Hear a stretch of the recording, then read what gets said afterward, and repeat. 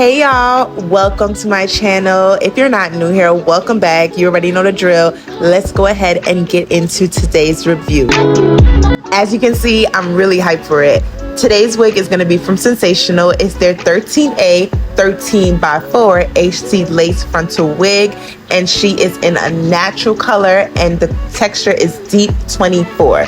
The reason I'm so excited for this wig is because I usually know Sensationnel to make synthetic wigs, and they still hit, but I've never tried their 100% virgin human hair wig. Okay, so we're gonna see what it gives.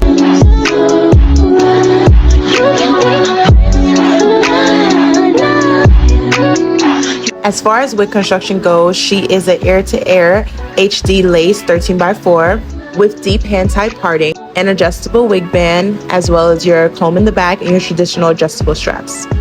Now, I'm very suspicious of this 24-inch they speak of, but the lace and the plucking, I am impressed.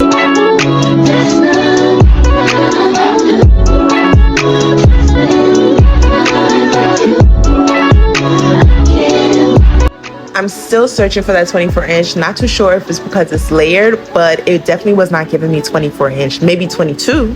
But I'm gonna need them to run me my extra 2 inches. To adhere the wig, I'm going in with my good old spritz. I'm just rubbing that in even Steven, and I'm just going over it with some Got To Be spray. Just waiting for it to dry down, letting it get a little bit tacky, and then I'm going to adhere the lace to my head. I really like this hair because even though it's layered and I'm brushing out the curls, I like how big it's getting. Like, I love how it's already framing my face and I don't have to do too much.